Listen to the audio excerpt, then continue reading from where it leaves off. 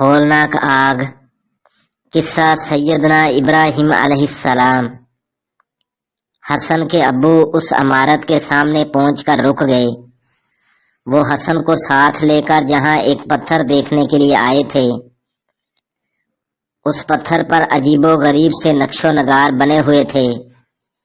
یہ نقش و نگار انسانی ہاتھوں نے نہیں بنائے تھے۔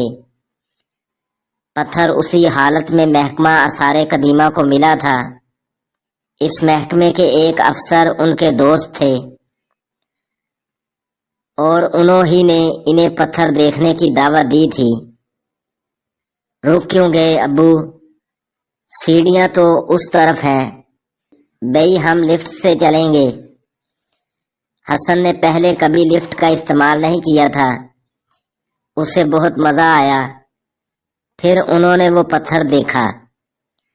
آثار قدیمہ کے ماہرین کا خیال تھا کہ یہ پتھر ہزاروں سال پرانا ہے اور اس پر بنے ہوئے نقش و نگار قدرتی ہیں۔ وہ اس کو دیکھ کر حیران ہوتے رہے۔ آخر واپس لوٹ آئے۔ گھر آ کر حسن نے اپنے بھائی محسن اور بہن رابعہ کو لفٹ اور پتھر کے بارے میں بتایا۔ ان کے والد ان کی آپس کی باتیں سن کر مسکراتے رہے۔ پھر اچانک انہیں خیال آیا۔ وہ مسکرا کر بچوں سے مخاطب ہوئے۔ آج رات میں تمہیں ہزاروں سال پہلے کے ایک پتھر کی کہانی سناؤں گا۔ حسب وعدہ رات کے وقت ان سب نے اپنے ابا جان کو گھیر لیا۔ وہ پہلے ہی تیار تھے، لہذا کہانی اس طرح شروع ہوئی۔ یہ کہانی آج سے قریباً 4000 سال پہلے کی ہے۔ ایک شخص تھا آزر، وہ بت تراش تھا۔ وہ لکڑی اور پتھروں کے بت تراشا کرتا تھا۔ لوگ اس سے بت خرید لیتے تھے۔ اس وقت سب لوگ اللہ تعالیٰ کو بھول چکے تھے اور بتوں ہی کو اپنا معبود خیال کرتے تھے۔ آزر عراق کے شہر بابل میں رہتا تھا۔ اس کے ہاں ایک بیٹا پیدا ہوا، اس کا نام ابراہیم رکھا گیا۔ آزر دعا مانگا کرتا تھا کہ اس کے ہاں کوئی بیٹا پیدا ہو جائے جو بت تراشنے کے کام میں اس کی مدد کرے۔ بیٹے کی پیدائش پر وہ بہت خوش ہوا۔ اس نے سوچا اب اس کا بیٹا اس کے کام میں ہاتھ بٹایا کرے گا، لیکن ہوا اس کے الٹ۔ اس بچے کو بچپن ہی سے ان بتوں سے نفرت ہو گئی۔ وہ نیک فطرت تھا، اللہ تعالیٰ نے اسے اچھی سوجھ بوجھ عطا کی تھی۔ معاف کیجیے گا ابا جان، کہیں آپ سیدنا ابراہیم علیہ السلام کی کہانی تو نہیں سنا رہے؟ محسن بول اٹھا۔ اوہ، تو آپ سمجھ گئے، یہ تو بہت ہی اچھی بات ہے، لیکن ہمیں یہ کہانی معلوم نہیں جو آپ سنانے چلے ہیں، اس لیے ہم کہانی کو بہت غور سے سنیں گے۔ رابعہ نے فوراً کہا، یہ اور اچھی بات ہے۔ سیدنا ابراہیم علیہ السلام بتوں کی خرید و فروخت کو بھی ناپسند کرتے تھے۔ انہوں نے کبھی بھی بتوں کو سجدہ نہ کیا۔ وہ اپنی نیک فطرت کی وجہ سے جانتے تھے کہ یہ پتھر ہیں، پتھر کسی کو نہ نفع پہنچا سکتے ہیں نہ نقصان، یہ تو خود انسانوں کے بنائے ہوئے ہیں۔ انہوں نے شروع ہی سے ایک اللہ کی عبادت کی، اسی کو اپنا معبود جانا، اس کے ساتھ ان بتوں اور ستاروں کو اپنا معبود نہیں مانا۔ ستاروں کو کیا مطلب ابا جان؟ رابعہ چونکی اس زمانے کے لوگ نہ صرف بتوں کو اپنا رب مانتے تھے بلکہ وہ ستاروں کی بھی پوجا کرتے تھے۔ ان کے مقابلے میں سیدنا ابراہیم علیہ السلام جانتے تھے کہ اللہ ایک ہے، وہی پالنے والا، روزی دینے والا، زندہ کرنے والا اور مارنے والا ہے۔ انہیں ان لوگوں پر حیرت تھی جو اپنے ہاتھوں سے بت بناتے تھے اور پھر ان کے بارے میں کہتے تھے کہ یہ ہمارے معبود ہیں، ہمارے نفع نقصان کے مالک ہیں۔ کس قدر گمراہی میں مبتلا تھے وہ لوگ۔ یہ کہتے ہوئے ان کے والد نے سرد آہ بھری۔ جی بالکل ابا جان، تینوں بچے ایک ساتھ بولے۔ پوری زمین کفر سے بھری تھی، بس ایک سیدنا ابراہیم علیہ السلام، ان کی بیوی سیدہ سارہ اور ان کے بھتیجے سیدنا لوط علیہ السلام تھے جو اس شرک سے بچے ہوئے تھے۔ پھر اللہ تعالیٰ نے سیدنا ابراہیم علیہ السلام کو نبوت عطا فرمائی۔ تب آپ نے اپنی قوم کو ایک اللہ کی طرف بلایا۔ آپ نے ان لوگوں کو بتایا یہ بت تمہاری روزی کے مالک نہیں، تمہیں چاہیے اللہ تعالیٰ سے روزی طلب کرو، اسی کی عبادت کرو، اسی کا شکر کرو، تمہیں اسی کی طرف لوٹ کر جانا ہے۔ آپ نے اپنے باپ کو بھی توحید کی دعوت دی۔ اللہ تعالیٰ قرآن کریم میں فرماتا ہے، جب ابراہیم علیہ السلام نے اپنے باپ سے کہا آپ نے ان بتوں کو اپنا الہ بنا رکھا ہے، میرا خیال ہے کہ آپ اور آپ کی قوم بڑی واضح گمراہی میں مبتلا ہیں۔ اسی طرح اللہ تعالیٰ فرماتا ہے اس کتاب میں ابراہیم علیہ السلام کا قصہ بیان کر، بے شک وہ بڑے سچے نبی تھے۔ جب انہوں نے اپنے باپ سے کہا ابا جان آپ ان بتوں کی پوجا کیوں کرتے ہیں جو نہ سن سکتے ہیں، نہ دیکھ سکتے ہیں، نہ آپ کو کوئی فائدہ پہنچا سکتے ہیں؟ اے ابا جان میرے پاس وہ علم آیا ہے جو آپ کے پاس آیا ہی نہیں، آپ میری مانیے، میں سیدھی راہ کی طرف آپ کی رہنمائی کروں گا۔ ابا جان آپ شیطان کی عبادت سے باز آ جائیں، اس لیے کہ شیطان تو رحیم اور کریم اللہ کا بڑا ہی نافرمان ہے۔ ابا جان میں خوف زدہ ہوں، کہیں آپ پر اللہ کا عذاب نہ آ جائے، آپ شیطان کے ساتھی نہ بن جائیں۔ آزر نے ہدایت کو قبول کرنے سے انکار کر دیا، حق بات کو نہ مانا، الٹا وہ ان سے ناراض ہو گیا، ان پر غضبناک ہوا، بولا کیا تو ہمارے معبودوں سے روگردانی کر رہا ہے؟ سن اگر تو باز نہ آیا تو میں تجھے سنگسار کر دوں گا، یا ایک لمبی مدت تک مجھ سے دور رہ۔ سیدنا ابراہیم علیہ السلام نے اس سخت بات کے جواب میں اور زیادہ نرم لہجہ اختیار کیا اور فرمایا اچھا تم پر سلام ہو، میں اپنے رب سے آپ کی بخشش کے لیے دعا کرتا رہوں گا، میرا رب مجھ پر حد درجے مہربان ہے، یعنی میری طرف سے آپ کو کوئی نقصان نہیں پہنچے گا۔ آپ نے اپنے باپ کے لیے دعا کی اور کرتے رہے، لیکن جب آپ نے جان لیا کہ وہ اللہ کا دشمن ہے اور اپنا راستہ چھوڑنے پر آمادہ نہیں، تب آپ نے دعا ترک کر دی، جیسا کہ اللہ تعالیٰ فرماتا ہے اور ابراہیم علیہ السلام کا اپنے باپ کے لیے دعا کرنا صرف اس وعدے کی وجہ سے تھا جو انہوں نے اس سے کیا تھا۔ پھر جب ان پر یہ بات ظاہر ہو گئی کہ وہ اللہ کا دشمن ہے تو وہ اس سے بے تعلق ہو گئے۔ واقع ابراہیم علیہ السلام بڑے نرم دل اور بردبار تھے۔ جب آزر نے آپ کی دعوت کو ٹھکرا دیا اور صرف ایک اللہ کی عبادت کی بجائے بت پرستی پر ڈٹ گئے تو سیدنا ابراہیم علیہ السلام اس سے نا امید ہو گئے اور قوم کو اللہ کی طرف دعوت دی، مثالیں دے کر انہیں سمجھانے کی کوشش کی، ہر وہ طریقہ اختیار کیا جو وہ کر سکتے تھے۔ ان کی قوم کے کچھ لوگ ستاروں کی پوجا کرتے تھے اور کچھ بتوں کی عبادت کرتے تھے۔ ایک روز سیدنا ابراہیم علیہ السلام ستاروں کی پوجا کرنے والوں کے پاس گئے۔ آپ انہیں بتانا چاہتے تھے یہ ستارے عبادت کے لائق نہیں، اس کے لیے انہوں نے انوکھا طریقہ اختیار کیا۔ رات سخت اندھیری تھی، ستارہ پرست موجود تھے۔ سیدنا ابراہیم علیہ السلام نے ایک ستارے کی طرف دیکھا، وہ ستارہ زہرہ تھا۔ انہوں نے فرمایا تو یہ ہے میرا رب۔ کچھ دیر بعد جب وہ چھپ گیا تو بولے میں ڈوب جانے والوں کو پسند نہیں کرتا۔ پھر جب چاند طلوع ہوتا دکھائی دیا تو انہوں نے فرمایا تو یہ ہے میرا رب۔ کچھ دیر بعد چاند بھی چھپ گیا تو فرمایا اگر میرے رب نے مجھے سیدھی راہ نہ دکھائی تو میں گمراہوں میں سے ہو جاؤں گا۔ آپ کا مطلب تھا یہ تو چاند بھی ڈوب گیا، ڈوب جانے والا کیسے رب ہو سکتا ہے؟ پھر صبح ہوئی تو سورج طلوع ہوا، آپ نے اس کی طرف دیکھا اور فرمایا یہ بڑا ہے، یہ ہے میرا رب۔ اور جب سورج بھی غروب ہو گیا تو سیدنا ابراہیم علیہ السلام نے کہا جن کو تم شریک کرتے ہو میں ان سے بری ہوں۔ سیدنا ابراہیم علیہ السلام کو در حقیقت لمحہ بھر بھی اللہ تعالیٰ کے وجود میں شک نہیں ہوا تھا۔ بچپن سے لے کر اب تک انہوں نے کبھی بھی اللہ کے سوا کسی اور کی عبادت نہیں کی تھی، لیکن وہ اس طریقے سے ستارہ پرستوں کو ان کی گمراہی سے آگاہ کرنا چاہتے تھے۔ اس واقعے کو قرآن کریم نے بیان کیا ہے۔ ستارہ پرستوں کے عقائد کو غلط ثابت کرنے کے بعد اور انہیں یہ بتا دینے کے بعد کہ یہ تو خود مخلوق ہے، معبود تو صرف اللہ تعالیٰ ہے، اور انہیں دین حق کی طرف بلانے کے بعد آپ اپنی قوم کے بت پرستوں کے پاس گئے۔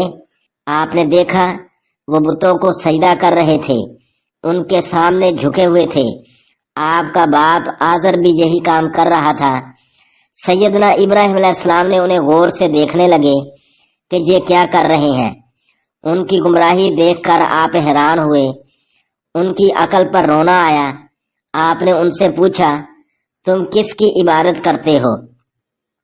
وہ کہنے لگے، ہم بتوں کی عبادت کرتے ہیں اور برابر ان کے مجاور بنے بیٹھے ہیں۔ آپ نے ان کی غلطی کی نشاندہی کرنے کے لیے فرمایا، جب تم لوگ ان کو پکارتے ہو تو کیا وہ تمہاری آواز کو سنتے ہیں یا تمہیں نفع نقصان پہنچا سکتے ہیں؟ قوم نے آپ کی بات سنی، ایک دوسرے کی طرف دیکھا لیکن کوئی جواب نہ دے سکے۔ انہیں بخوبی علم تھا کہ یہ پتھر ہیں، نہ سن سکتے ہیں نہ بول سکتے ہیں، جب ان کو پکارا جائے تو جواب بھی نہیں دے سکتے۔ سیدنا ابراہیم علیہ السلام مسلسل ان کی طرف دیکھ رہے تھے، ان کے جواب کا انتظار کر رہے تھے۔ آخر وہ بولے، ہم کچھ نہیں جانتے، ہم نے تو اپنے باپ دادا کو اس طرح کرتے ہوئے پایا ہے۔ سیدنا ابراہیم علیہ السلام کو ان کی کم عقلی پر بڑا تعجب ہوا۔ آپ نے ان سے کہا، کوئی شک نہیں کہ تم اور تمہارے آباء و اجداد واضح طور پر گمراہی میں مبتلا ہے۔ ان سے یہ سب باتیں کہہ کر سیدنا ابراہیم علیہ السلام بت خانے سے نکل آئے۔ باہر نکلتے وقت آپ نے ان سے کہا، میں تمہارے جانے کے بعد تمہارے بتوں سے ضرور دو ہاتھ کروں گا۔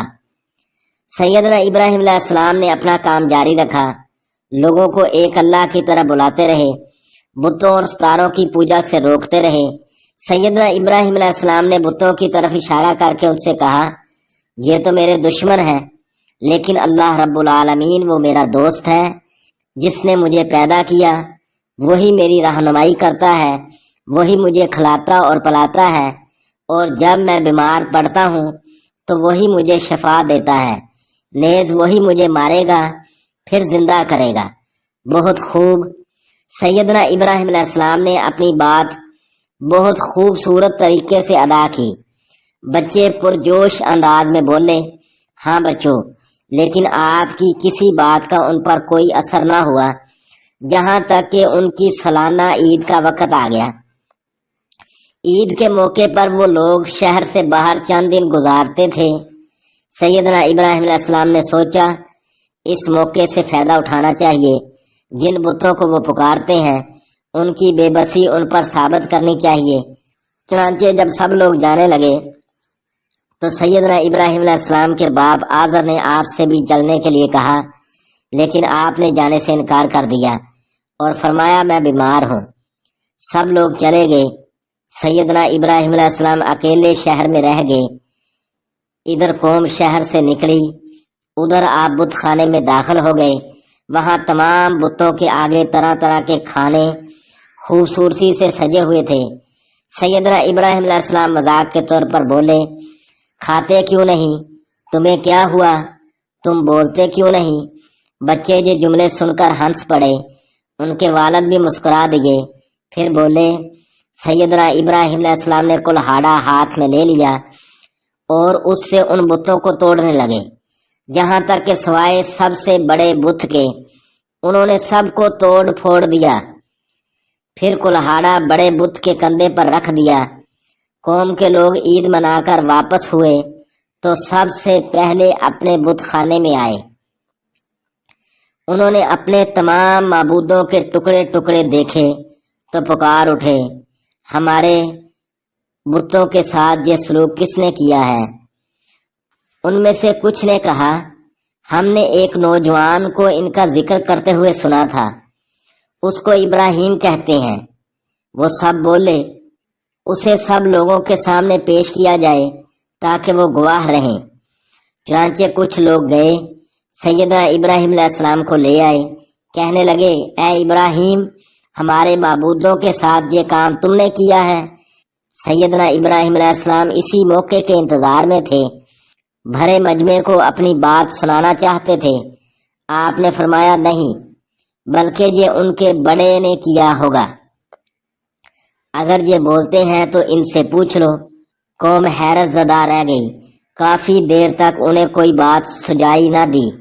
سر جھکائے کافی سوچ و بچار کے بعد انہوں نے سیدنا ابراہیم علیہ السلام کے سامنے بتوں کی بے بسی کا اقرار ان الفاظ میں کیا، یہ تو تجھے بھی معلوم ہے کہ یہ بولنے چالنے والے نہیں۔ اس وقت سیدنا ابراہیم علیہ السلام نے فرمایا، پھر تم اللہ کو چھوڑ کر ایسی چیزوں کی کیوں عبادت کرتے ہو جو تمہیں نہ کچھ فائدہ دے سکیں اور نہ نقصان پہنچا سکیں؟ تف ہے تم پر بھی اور جن کی تم اللہ کے سوا عبادت کرتے ہو ان پر بھی، کیا تم عقل نہیں رکھتے؟ اس زبردست جواب کو سن کر ان کی قوم کو چاہیے تھا کہ ایک اللہ پر ایمان لے آتی، لیکن ہوا اس کے الٹ۔ ان لوگوں نے سیدنا ابراہیم علیہ السلام کو سزا دینے کا فیصلہ کر لیا تاکہ اپنے بے بس معبودوں کا انتقام لے سکیں۔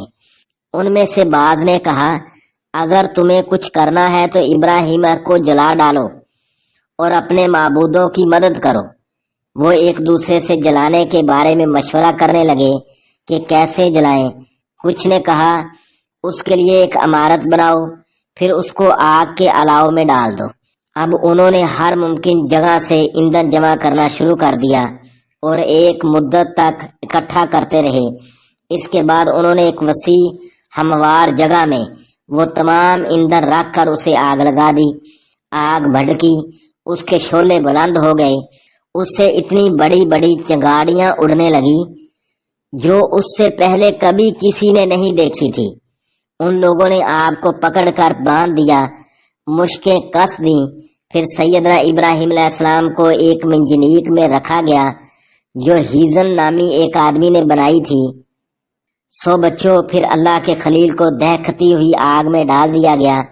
اس وقت انہوں نے فرمایا، ہمیں اللہ کافی ہے اور وہ بہترین کارساز ہے۔ سیدنا عبداللہ بن عباس رضی اللہ تعالی عنہ سے روایت ہے، حسبنا اللہ و نعم الوکیل، ہمارے لیے اللہ کافی ہے اور وہ بہترین کارساز ہے۔ یہ بات سیدنا ابراہیم علیہ السلام نے اس وقت فرمائی تھی جب آپ کو آگ میں پھینکا گیا۔ اللہ تعالیٰ نے ان لمحات میں آگ کو حکم دیا، اے آگ، ابراہیم پر ٹھنڈی ہو جا اور سلامتی والی بن جا۔ آگ نے اللہ کے حکم کی اطاعت کی۔ سیدنا ابراہیم علیہ السلام کو قطعاً کوئی تکلیف نہ ہوئی۔ کہا جاتا ہے کہ آگ نے صرف ان رسیوں کو جلایا جن سے آپ کو باندھا گیا تھا۔ سیدنا ابراہیم علیہ السلام کو آگ میں صحیح سلامت دیکھ کر کفار کا مارے حیرت کے برا حال تھا۔ یہ اللہ تعالیٰ کے حکم سے سیدنا ابراہیم علیہ السلام کا معجزہ تھا۔ اس طرح کفار اللہ کے دوست سیدنا ابراہیم علیہ السلام کو جلا نہ سکے، ان کا بال بھی بیکا نہ کر سکے، یہاں تک کہہ کر حسن کے والد سانس لینے کے لیے رکے تو حسن فوراً بول اٹھا، بھئی واہ، مزہ آ گیا، دوستی ہو تو ایسی۔ حسن نے بہت خوبصورت بات کہی۔ سیدنا ابراہیم علیہ السلام واقعی اللہ کے دوست تھے۔ اللہ تعالیٰ نے بھی ان کی دوستی کی بہت قدر کی اور اللہ کے حکم سے آگ انہیں نہ جلا سکی۔ کفار رسوا ہوئے۔ اللہ تعالیٰ کا ان کے بارے میں فرمان ہے، وہ تو چاہتے تھے کہ ابراہیم علیہ السلام کو دکھ پہنچائیں، لیکن ہم نے انہیں ہی نقصان میں ڈال دیا۔ دیکھا بچوں، اللہ تعالیٰ نے کیسے سیدنا ابراہیم علیہ السلام کی حفاظت فرمائی۔ صرف آگ ہی نے سیدنا ابراہیم علیہ السلام کی حفاظت نہیں کی، بلکہ زمین کے جانوروں نے بھی سیدنا ابراہیم علیہ السلام کی آگ بجھانے کی کوشش کی۔ سیدہ صاحبہ فرماتی ہے کہ میں سیدہ عائشہ رضی اللہ تعالیٰ عنہا کے ہاں گئی تو ان کے گھر میں ایک نیزہ رکھا ہوا تھا۔ میں نے عرض کیا، ام المومنین، آپ اس نیزے کو کیا کرتی ہیں؟ انہوں نے جواب میں فرمایا، یہ چھپکلیوں کے لیے ہے، ہم اس کے ذریعے سے انہیں مارتے ہیں، کیونکہ رسول اللہ صلی اللہ علیہ وسلم نے ہمیں بتایا تھا کہ جب سیدنا ابراہیم علیہ السلام کو آگ میں ڈالا گیا تو زمین کا ہر جانور آپ کی آگ بجھاتا تھا، لیکن چھپکلی آگ میں پھونکے مارتی تھی۔ اس لیے رسول اللہ صلی اللہ علیہ وسلم نے ہمیں حکم دیا کہ اسے مار ڈالیں۔ بچوں، اس وقت کا بادشاہ نمرود تھا، وہ بہت ظالم اور سرکش تھا، اللہ کا باغی تھا۔ وہ خود کو رب کہتا تھا میں معبود ہوں، میری عبادت کرو۔ سیدنا ابراہیم علیہ السلام نے اسے بھی اللہ کی عبادت کی طرف دعوت دی۔ اس نے غرور کیا اور سخت انداز میں پیش آیا اور سیدنا ابراہیم علیہ السلام سے ان کے رب کے بارے میں جھگڑنے لگا۔ سیدنا ابراہیم علیہ السلام نے اس کو اپنے رب کا تعارف کرواتے ہوئے فرمایا، میرا رب وہ ہے جو زندہ کرتا ہے اور مارتا ہے۔ یہ سن کر نمرود نے کہا، میں بھی زندہ کرتا اور مارتا ہوں۔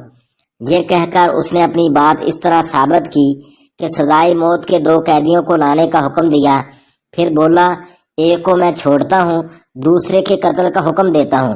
گویا ایک کو میں نے زندہ کر دیا، دوسرے کو مار دیا۔ یہ اس کا بہت فضول جواب تھا۔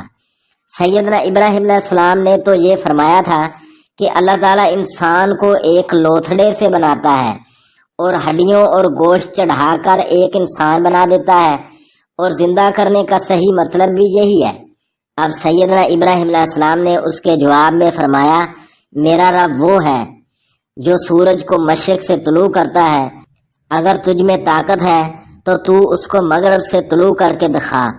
نمرود یہ سن کر ہکا بکا رہ گیا، اس کا غرور خاک میں مل گیا، اس کا سر جھک گیا، سوچ میں ڈوب گیا۔ اللہ تعالیٰ نے قرآن کریم میں سیدنا ابراہیم علیہ السلام اور نمرود کی یہ باہمی گفتگو ذکر کی ہے۔ پھر جب سیدنا ابراہیم علیہ السلام نے محسوس کر لیا کہ یہ قوم سرکشی سے باز نہیں آئے گی، تب انہوں نے اس قوم کو چھوڑنے کا فیصلہ کر لیا۔